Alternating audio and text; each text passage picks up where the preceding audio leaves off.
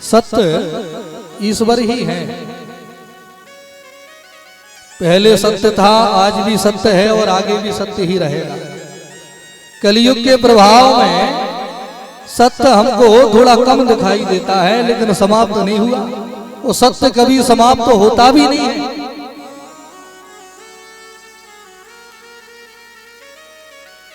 हर युग में थोड़ा थोड़ा परिवर्तन होता जाता है।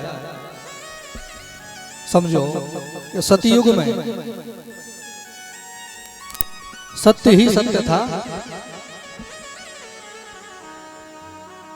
कलयुग में सत्य ही प्रधान था।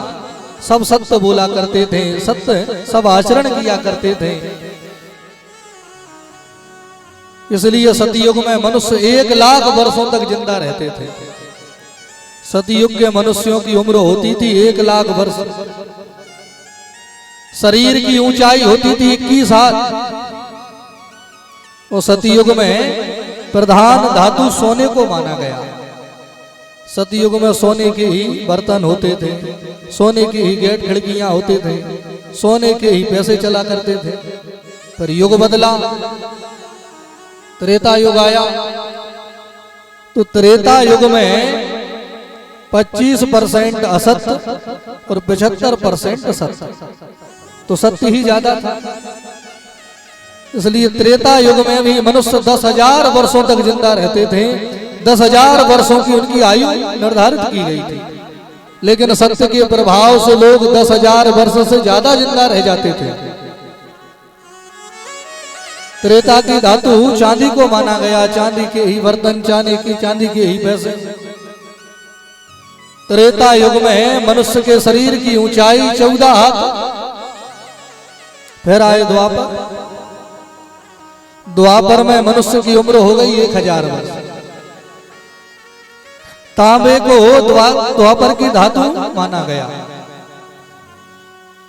द्वापर में मनुष्य के शरीर की लंबाई हो गई 7 हाथ। द्वापर में 50% सत्य और 50% असत्य। फिर आए कलयुग। कलयुग में मनुष्य की उम्र बची 100 वर्ष। विचार करो, कहा तो मनुष्य की उम्र होती थी 1,00,000 वर्ष। तो कलयुग में उम्र बची है मात्र 100 वर्ष। तो विचार करो कि 100 वर्ष भी कौन जिंदा रहता है। अरे कोई भाग्यशाली ही होगा जो 100 वर्ष तक पहुंच जाता हो। पापों के प्रभाव से मनुष्य 100 वर्ष भी जिंदा नहीं रह पाता, पहले ही चला जाता। कलयुग में 75% असत्य और 25% सत्य। कलयुग की धातु है लोहा। लोहे के ही बर्तन, लोहे के ही गेट खिड़कियां, लोहे के ही पैसे। वो शरीर की ऊंचाई है 3.5 हाथ। आप जब अपने हाथ से अपने शरीर को नापेंगे तो आपके शरीर की ऊंचाई 3.5 हाथ निकलेगी। कोई लंबा है तो उसके हाथ भी लंबे हैं, कोई छोटा है तो उसके हाथ भी छोटे हैं। लेकिन मेरे भाई बहन, कलयुग में पापों के प्रभाव से मनुष्य की उम्र भी कम होती चली जाएगी और शरीर की ऊंचाई भी कम होती चली जाएगी। ऐसा महापुरुषों के मुंह से हमने सुना है कि जब कलयुग बृहद हो जाएगा तो मनुष्य की कुल उम्र बचेगी 12 वर्ष। 12 वर्ष में ही जन्म होगा, विवाह होगा, बूढ़ा हो जाएगा। 12 वर्ष में ही तीनों काल देखने को मिलेंगे। वो शरीर की ऊंचाई हाथ के अंगूठे के बराबर, केवल इतनी ऊंचाई रह जाएगी शरीर की। चने के झाड़ की छांव में खटिया बिछा करके बढ़िया पैर फैला करके आराम करेंगे। हाथ के अंगूठे के बराबर। क्यों? जितने पाप बढ़ेंगे उतना ये शरीर छोटा होता जाएगा, उतनी उम्र छोटी होती जाएगी। हम लोग तो भाग्यशाली हैं कि प्रारंभ में ही आए हैं। अभी तो कलयुग शुरू हुआ है। अच्छा, आप लोगों को पता है कलयुग की कितनी उम्र होती है? कितने लोगों को पता है? कलयुग की कितनी उम्र है? बोलिए राधे राधे।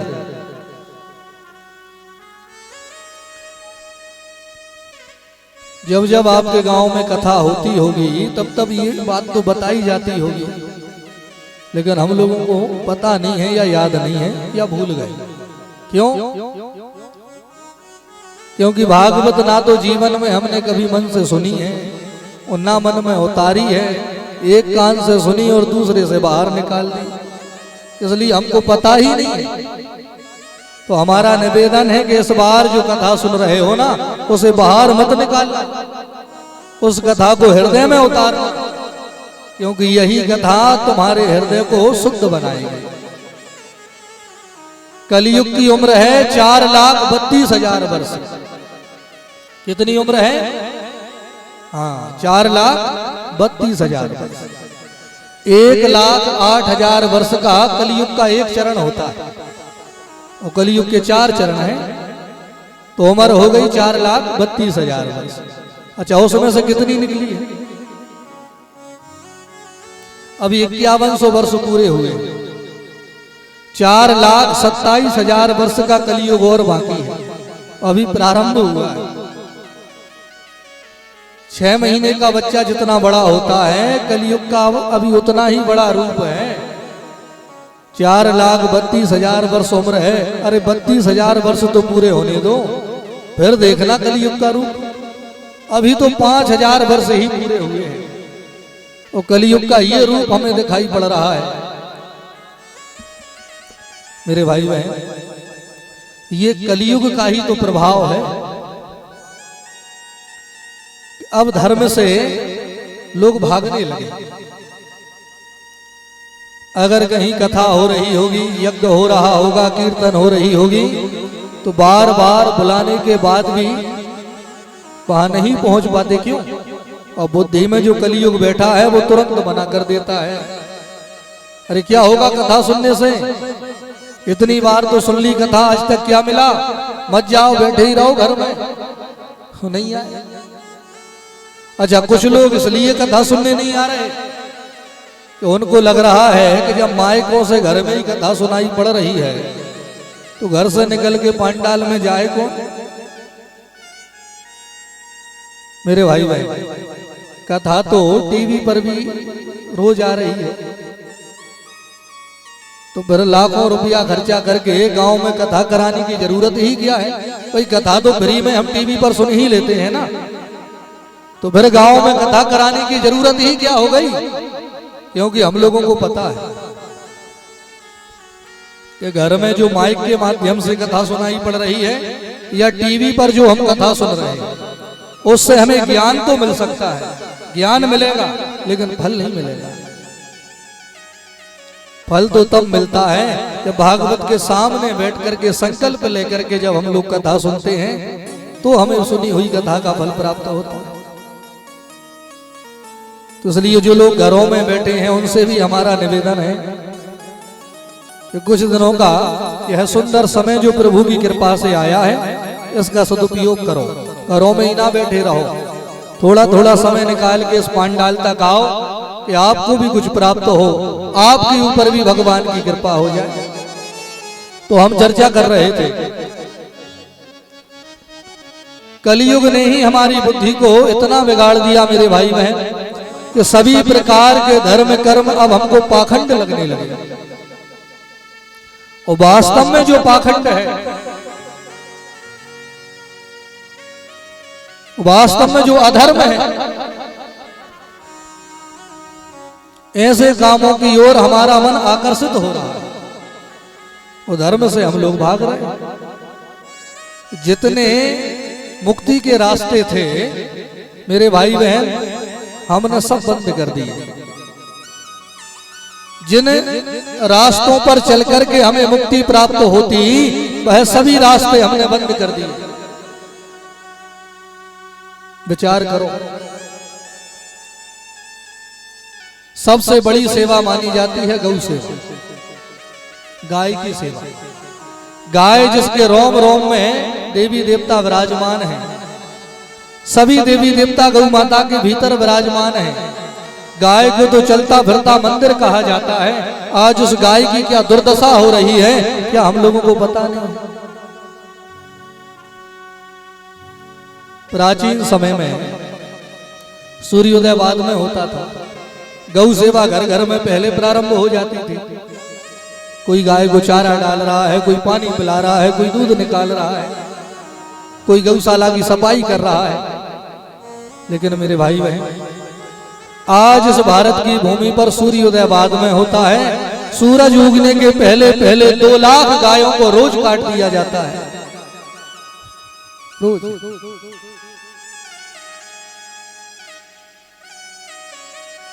जिस गाय की सेवा को गोपाल जी ने भी किया, जिस गाय को भगवान ने भी अपनी मां माना, आज वही गाय जब दर दर की ठोकरें खाती हुई घूम रही है, दुखी होकर के रो रही है, तो क्या हम सुखी हो जाएंगे? गाय को घर से भगा करके अगर आप ये मान रहे हो कि हम सुखी हो जाएंगे, तो यही हमारी सबसे बड़ी भूल है।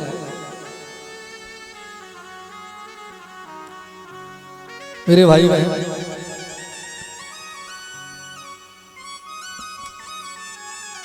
हमारे देश में अंग्रेजों के समय से गौ हत्या प्रारंभ की गई।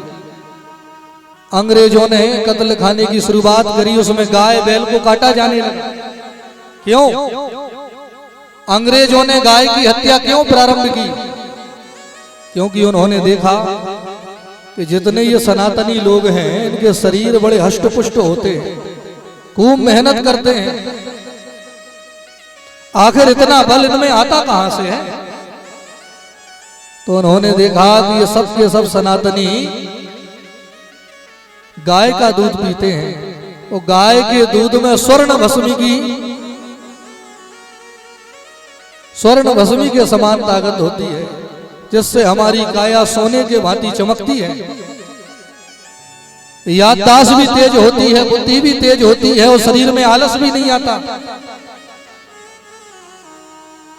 घर घर में दूध और घी, इनकी कोई कमी नहीं थी। वो जान गए और उन्होंने हम लोगों को गुलाम बनाने के लिए हमारे गाय और बैल की हत्या प्रारंभ कर दी। तब हम लोग गुलाम थे, दूसरों के अधीन थे। वो अंग्रेजों ने अपने 150-200 वर्ष के शासन काल में इस भारत की भूमि पर 350 कत्ल खाने खुलवाए। मेरे भाई बहन, हमारा देश आजाद हुआ। जब हमारा देश आजाद हुआ तो उन 350 कत्ल खानों का क्या होना था? बंद होने थे कि नहीं होने थे? लेकिन हुआ क्या? अंग्रेजों ने तो 150 साल में 350 कत्ल खाने खुलवाए, लेकिन हमारे देश के नेताओं ने 75 साल में 2 लाख कत्ल खाने खुलवा दिए।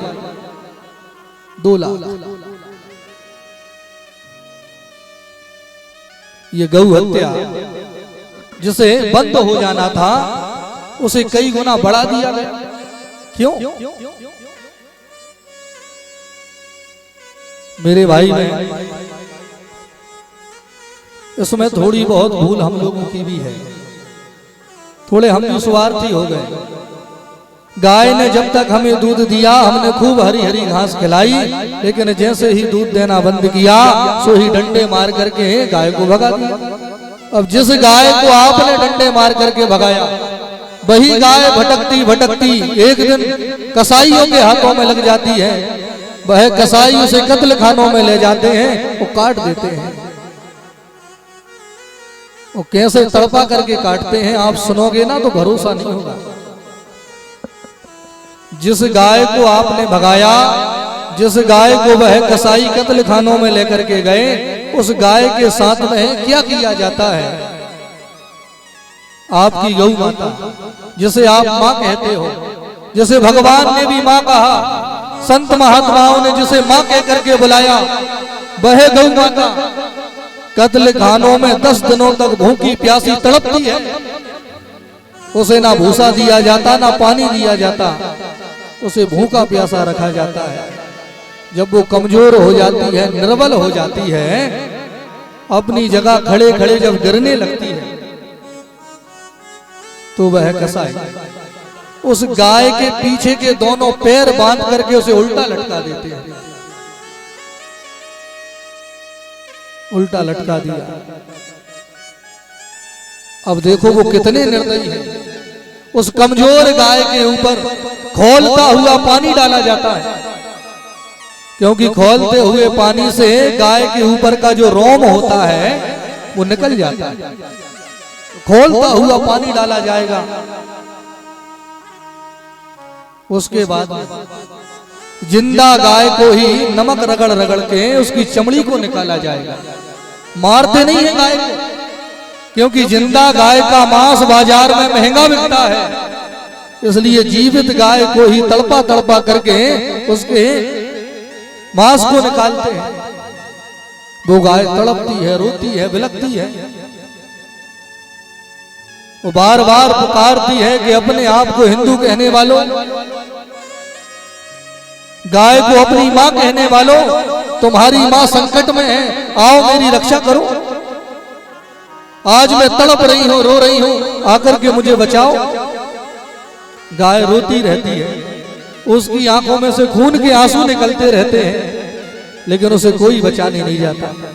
अरे जिन लोगों ने जरा से स्वार्थ के लिए घर से गाय को भगाया हो, क्या वो गाय को बचाने जाएंगे? तड़पती है वो गाय, रोती है। तो तड़पते हुए जब वो मरने लगती है ना, तो मरते मरते हम सभी लोगों को श्राप देकर के मरती है कि आज जरा से स्वार्थ में जिन लोगों के कारण मेरा ये हाल हो रहा है, मैं रो रही हूं, ये श्राप है, उन लोगों को भी ऐसे ही रोना पड़ेगा।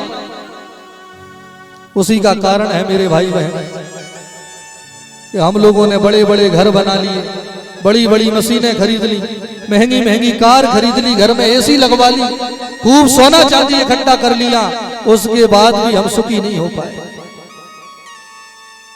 पहले ये कुछ नहीं था, केवल गौ सेवा होती थी घर में और सब सुखी रहते थे। आज सब कुछ है, लेकिन गौ सेवा बंद कर दी हमने, तो हम दुखी हैं। और जब तक गौ सेवा प्रारंभ नहीं होगी, तो संसार का कितना भी धन कमा लो, सुख आने वाला नहीं है।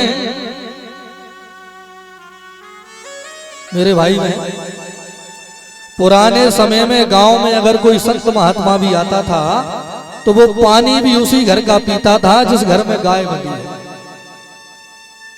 जिस घर में गाय नहीं होती, संत महात्मा उस घर का पानी तक नहीं पीते, वह घर अशुद्ध माना जाता है।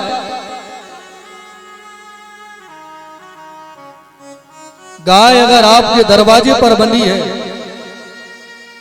तो कई कई प्रकार के दोष दरवाजे से ही वापस हो जाते हैं। गौ माता अनेकों प्रकार के दोषों को घर में प्रवेश ही नहीं करने देती। गाय की तो कितनी महिमा है।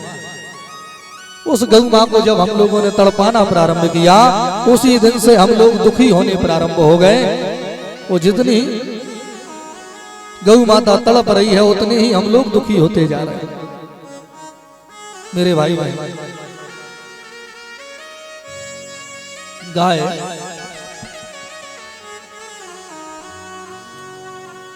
जिसके दूध में वो शक्ति होती है कि पढ़ने लिखने वाले बच्चे अगर गाय का दूध पीते हैं तो उनकी बुद्धि तेज होती है, नेत्रों की ज्योति तेज होती है, याददाश्त तेज होती है। देखो, हम यहां से किसी की बुराई नहीं कर रहे हैं, केवल आपको थोड़ा सा अंतर समझा रहे हैं कि गाय और भैंस में क्या अंतर होता है। आप लोग गांव के रहने वाले हो, तुम्हारे घर में तो गाय भी होगी और भैंस भी होगी। आप लोगों ने तो ये अनुभव किया होगा, नहीं किया अनुभव तो अब आगे अनुभव करना कि हम जो बोल रहे हैं वो सत्य है कि नहीं है। आप खुद इस बात की जांच करना। एक गाय का बछड़ा दिन भर से खूंटे से बंधा है। जब गाय के बछड़े को हम लोग खूंटे से खोलने के लिए जाते हैं ना, तो हमारे पहुंचने के पहले ही वो उछलने लगता है। वो खोलना मुश्किल कर देता है हमारा। वो जैसे ही खोला कैसी दौड़ लगाएगा तो सीधा गाय के ही पास में आकर के रुकेगा। गाय ने उसे सुबह दूध पिलाया था, लेकिन दिन भर उसके शरीर में फुर्ती बनी रही और शाम को भी इतनी फुर्ती है कि उछल रहा है, कूद रहा है, दौड़ रहा है। उसी जगह भैंस का पड़ा, भैंस का पड़ा वो पड़ा है हमारा। अब जब तुम उसके पास में जाओगे तो पहले तो धक्के मार मार करके जबरदस्ती उसे खड़ा करना पड़ेगा, वो खड़े ही नहीं होते, पड़े हैं वो। उन्हें खोल भी दिया तो धक्का धक्का करके भैंस के पास में लेके आना पड़ता है। भैंस का दूध पीने से उसके शरीर में इतना आलस आ जाता है कि अपनी माँ के पास जाने का भी उसका मन नहीं करता, इतना आलस। ये अंतर है। आप 50 गाय खड़ी कर दो और 50 गाय के बीच में किसी एक गाय के बछड़े को छोड़ दो, वह 2 मिनट में अपनी माँ को पहचान लेगा और सीधा अपनी माँ के पास जाकर के रुकेगा। अब उसी जगह 10 भैंसें खड़ी कर दो और 10 भैंसों के बीच में किसी भी एक भैंस के पड़े को छोड़ दो, महाराज दिन भर चक्कर लगाएगा लेकिन अपनी माँ को तक नहीं पहचान पाएगा। ये अंतर है गाय में और भैंस में। तो जिनके घर में पढ़ने लिखने वाले बेटा बेटी हो, उन माता पिता को अपने बच्चों को केवल गाय का दूध और गाय का घी ही देना चाहिए, यही उनकी बुद्धि को तेज करेगा। मेरे भाई गाय के पंचगव्य से तो हजारों बीमारियां ठीक होती हैं, गौमूत्र से तो कैंसर जैसी बीमारी ठीक हो जाती है। गाय की इतनी महिमा, लेकिन हम लोगों ने जरा से स्वार्थ के लिए गाय को ही भगा दिया। कई लोग तो ऐसे हैं महाराज कि थोड़े से धन के लालच में खुद ही अपनी गाय को कसाईयों को बेच देते हैं, स्वयं ही कसाईयों को गाय बेच दी। जिस गाय को तुम मां कहते हो अपनी मां को कसाईयों को सौंप दी। पुराने समय का एक नियम है कि घर में जब भोजन बनाया जाता है तो पहली रोटी गाय के लिए बनाई जाती है।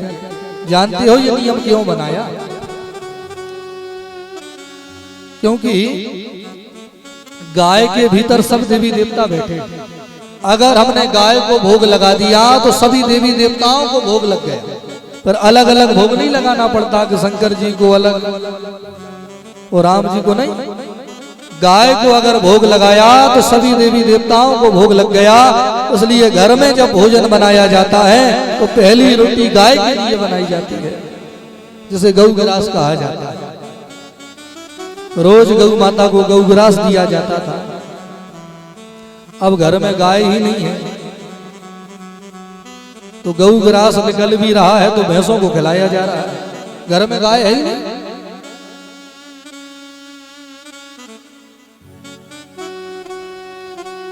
और जिस घर में गौग्रास नहीं निकाला जाता, जिस घर में गाय को रोटी नहीं खिलाई जाती, उस घर के भोग को कभी भगवान स्वीकार नहीं करते,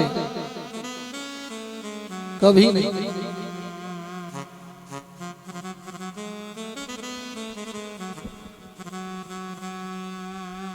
अरे भगवान ने भी जब अवतार लिया तो उन्होंने भी आकर के गौ सेवा की। तो हमने उसी गाय को सताना प्रारंभ किया तो क्या हमारी भक्ति से भगवान प्रसन्न हो? कभी नहीं। मेरे भाई बहन, लोग नारे खूब लगाते हैं, गौ हत्या रोकने के लिए बातें खूब बड़ी बड़ी होती हैं, लेकिन वास्तव में धरातल पर कोई कुछ नहीं करता। हमने ऐसे ऐसे लोग देखे हैं कि गाय के नाम पर लाखों रुपए का चंदा लिया जा रहा है, लेकिन 1 रुपए की सेवा भी गाय की नहीं की जा रही। 1 रुपए की सेवा भी नहीं हो रही है। कहीं से कोई उम्मीद दिखाई नहीं पड़ती कि कोई सरकार आकर के गौ हत्या रोकेगी, या कोई व्यक्ति आकर के गौ हत्या रोकेगा, या कोई संगठन गौ हत्या रोकने के पक्ष में कुछ प्रयास करेगा। केवल यहाँ बातें होती हैं, केवल बात, कहीं से कोई उम्मीद नहीं है मेरे भाई बहन। अब तो केवल एक ही दरवाजा बचा है और उस दरवाजे का नाम है भगवान का दरवाजा। जब दुनिया में कोई ना सुने ना, तो फिर आखिरी उम्मीद भगवान से ही रहती है। सब कुछ करके देख लिया, अब तो हमने एक नियम बनाया है कि जहां जहां जाते हैं गौ सेवा के लिए लोगों से प्रार्थना करते हैं कि आप लोग अगर चाहते हैं कि हमारे देश में गौ हत्या बंद हो, वो हम लोग गौ माता के श्राप से मुक्त हों, तो प्रत्येक व्यक्ति को अपने घर में ज्यादा ना हो तो कम से कम एक एक गाय जरूर रखनी चाहिए। अगर आप लोग केवल एक एक गाय भी अगर अपने घर में रखने लगोगे ना, तो जितनी गैया आपको सड़क पर दिखाई पड़ रही हैं, एक भी नहीं दिखेगी। बागेश्वर वाले महाराज जी ने नारा दिया, गौशाला नहीं उपाय एक हिंदू एक गाय।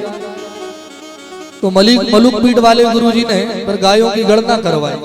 बोले पता तो करें कि भारत में आकर गाय हैं कितनी। आपको सुन के हैरानी होगी, हमारे देश में दिनों दिन गौवंश इतना कम होता जा रहा है कि एक हिंदू के हिस्से में एक गाय बैठती नहीं, 7 लोगों के हिस्से में एक गाय आती है, 7 लोगों के हिस्से। ये हाल अभी है मेरे भाई बहन। अगर हम लोगों ने कुछ नहीं किया ना, तो जितनी गाय आज दिखाई पड़ रही है, मुश्किल से 15 और 20 वर्षों में यह देसी गौवंश अब हमको दिखाई देना बंद हो जाएगा। हाँ, जर्सी तो दिखेगी, लेकिन जर्सी तो वर्ण संकर गाय है, इसकी तो ना कोई पूजा का फल, ना इसके दूध का कोई महत्व। देसी जो गाय है, वह देसी गौवंश दिनों दिन समाप्त हो रहा है। इसलिए हमारी प्रार्थना है, जो हुआ उसे भूल जाओ। आज से ही ये नियम बनाओ कि हम अपने घर में एक एक गाय की सेवा जरूर करें। वो केवल दूध के लिए नहीं करेंगे, गाय दूध नहीं भी दे रही है तो भी उसकी सेवा करेंगे। गाय जब दूध देना बंद कर देती है ना, तो ज्यादा से ज्यादा 1-1.5 साल तक ही सेवा करवाती है। दूध देना बंद किया तो 1-1.5 साल में ही गाय का शरीर पूरा हो जाता है, वो चली जाती है, ज्यादा सेवा भी नहीं करवाती गाय। गाय जिसका खाती है उसका निभाती है। परिवार के अगर 10 लोग हैं तो गौ माता 10 लोगों को अपना दूध पिला देती है, लेकिन परिवार के 10 लोग मिलकर के एक गाय की सेवा नहीं कर पाते। तो कितने लोगों के घर में अभी गाय है? हाथ खड़ा करके बताओ कौन कौन के घर में है गाय? बोलिए राधे राधे। लगभग सबके घर में है, कुछ लोगों के घर में नहीं है। तो जिनके घर में गाय नहीं है, आप लोग भी एक एक गाय जरूर अपने घर में रखो। अच्छा, कुछ लोग कहते हैं महाराज व्यवस्था नहीं है, क्योंकि अब गांव में रह ही कौन रहा है, सब शहरों में पहुंच गए, व्यवस्था नहीं। ये वही लोग हैं महाराज कि जिनके घर में कुत्ता पालने की व्यवस्था तो है, लेकिन गाय पालने की व्यवस्था नहीं है। जबकि धर्म ग्रंथों का ये नियम है कि कुत्ता और बिल्ली ये मांसाहारी जीव होते हैं। इनको आप कितनी भी रोटी खिलाओ, जैसे ही मौका मिलेगा ये पहुंच जाएंगे मांसाहार खाने के लिए। तो कुत्ता बिल्ली जो कि मांसाहारी हैं, इन जानवरों को कभी घर की दहली के भीतर नहीं आने देना चाहिए। कुत्ता बिल्ली को रोटी घर के बाहर ही देते हैं, घर के भीतर नहीं बुलाते। केवल गाय है जिसे हम घर के भीतर ला सकते हैं। तो जिस गाय को घर के भीतर ला सकते हैं वो तो सड़क पे घूम रही है, और जिन कुत्ता बिल्ली को सड़क पे होना चाहिए वो हमारे चूल्हे के पास में बैठे हैं। जिस बिस्तर पे हम सो रहे हैं उसी पे कुत्तों को सुला रहे हैं हमारे। शास्त्रों का नियम है कि कुत्ता जिस बर्तन को सूंघ भी लेता है, किसी बर्तन में भोजन कर लिया, ये तो बहुत बड़ी बात हो गई। अगर कुत्ते ने किसी बर्तन को सूंघ भी लिया तो फिर ऐसे बर्तन में भोजन नहीं करना चाहिए, उस बर्तन को फेंक देना चाहिए। बड़ी विचित्र माया कलयुग की। देखो सब कुछ उल्टा हो रहा है। करोड़पति लोगों की सेवा उनके नौकर करते हैं, जिनके पास करोड़ों रुपया है, दो दो चार चार नौकर लगे हैं हमारे। करोड़पति लोगों की सेवा उनके नौकर करते हैं और वही करोड़पति लोग कुत्तों की सेवा करते हैं। कुत्तों को गोद में बैठाल के खिला रहे हैं, उनको ही घुमा रहे हैं। बताओ, कुत्ता रखने की व्यवस्था है लेकिन गाय घर में रखने की व्यवस्था नहीं है। ये बुद्धि बिगाड़ी है कलयुग में। वह कुत्ता पूरे घर को अशुद्ध कर रहा है। जितनी जगह से वह कुत्ता निकल रहा है वह पूरी जगह अशुद्ध हो रही है। कुत्ते को रोटी देना भी बहुत पुण्य का काम होता है, लेकिन रोटी घर की दहली के बाहर देनी चाहिए। चूल्हे के पास बैठाल के रोटी देने का विधान नहीं। बोलिए राधे राधे। तो जिनके घर में गाय नहीं है उनसे भी हमारी प्रार्थना है कि आप लोग भी एक एक गाय अपने अपने घरों में जरूर रखो, क्योंकि यही गाय है जो आपको भवसागर से पार लगाएगी। यही गाय तुम्हें सहारा देगी। इसी गाय की पूंछ पकड़ के आप बैतरणी को पार करोगे। इसलिए एक गाय अपने घर में जरूर रखो। हम तो जहां जहां जाते हैं 5 दिनों के लिए पूरे गांव वालों को इकट्ठा करके गौ माता और गोपाल जी का अभिषेक करते हैं, पूजन करते हैं। सब लोग मिलकर के गोपाल जी से प्रार्थना करते हैं कि प्रभु अब आप ही हैं जो गौ हत्या को रोक सकते हैं, इसलिए आप कृपा करें, तो कुछ ऐसी लीला करें कि जिससे हमारे देश में यह गौ हत्या का काला कलंक हमेशा के लिए मिट जाए। तो जहां जहां जाते हैं पंचदिनात्मक गौ गोपाल महाअभिषेक, जो गौ माता का श्राप लगा हुआ है उस श्राप से हमें मुक्ति मिले, हमारे घर में शुद्धि हो, इसलिए गौ माता का और गोपाल जी का अभिषेक पूरे गांव में उस अभिषेक के जल को छिड़कवाया जाता है। घर घर में ले जाकर के लोग जल छिड़कते हैं, चरणामृत के रूप में पान भी करते हैं। तो आपके गांव में भी कल से वही गौ गोपाल महाअभिषेक प्रारंभ होगा। 1 घंटे तक हम सब लोग मिलकर के अपने स्वार्थ के लिए नहीं मेरे भाई बहन, अपने स्वार्थ के लिए तो हमने यज्ञ भी कराए, कथा भी कराई, महामृत्युंजय भी कराए। अब 1 घंटे का समय आप अपनी गाय के लिए निकालो। 1 घंटे का पूजन हम अपनी गाय के लिए करेंगे। हम सब मिलकर के भगवान से प्रार्थना करें, प्रभु गौ माता के श्राप से हमें मुक्ति मिले और गौ हत्या हमारे देश में बंद हो जाए। तो आपके गांव में कल से 10 बजे से वैदिक मंत्रों से गौ गोपाल भगवान का पहले पूजन होगा, फिर अभिषेक होगा। कल भी हमने निवेदन किया था, जितने भी लोग अभिषेक में यजमान बन के शामिल होना चाहें उन्हें केवल अपने घर से पूजन की थाली लेकर के आना। पूजन की थाली में जो तुम्हारे घर में सामग्री हो, रोली, हल्दी, चंदन, चावल, फूल, दूबा, दूध, दही, जो मिले वो ले आओ। अगर कोई सामग्री नहीं है तो जितनी है उतनी ही लेकर के आ जाए। जो कमी रहेगी उसे यहां से पूरा किया जाए। और 1 घंटे का समय अपनी गाय के लिए निकालो। 1 घंटे।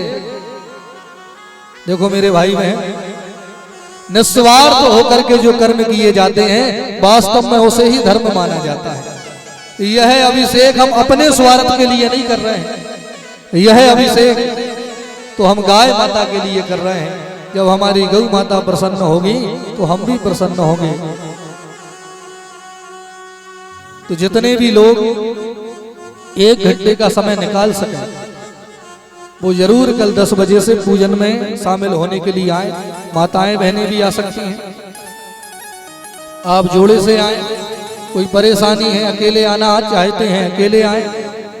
जैसे भी प्रयास करें कि प्रत्येक घर से कम एक व्यक्ति यहाँ यजमान बन करके इस अभिषेक में शामिल हो, जिससे आपके घर भी वह अभिषेक का जल पहुंच सके, आपके घर में भी शुद्धि हो सके। एक एक व्यक्ति घर घर से यजमान के रूप में यहाँ सेवा करें। वो निश्चिंत होकर के सेवा करें। हमने कल भी कहा था कि जितने जितने लोग यजमान बनेंगे, आप यजमान बने हो, आपको कुछ देना पड़ेगा। आप निश्चिंत होकर के यजमान बने। यहाँ किसी भी यजमान से जबरदस्ती कुछ भी नहीं लिया जाता। अभी आपके पास में मूड़रा में हम कथा के लिए गए थे, छोटा सा गांव है, आपका तो इतना बड़ा गांव है। वहां भी कई लोग यजमान बन करके पूजन में, अभिषेक में शामिल हुए। दान के लिए जैसा काउंटर आपके गांव में लगा है, ऐसा ही वहां लगा हुआ था। किसी से कुछ नहीं मांगा, लोगों को जो जो देना था सबने श्रद्धा से आकर के अपनी अपनी रसीदें कटवाई, और जो लोगों ने मन से दिया वो ही लिया, और जिसने जो दिया वो तुरंत यहाँ मंच से बोला गया। ऐसा भी नहीं है कि हमें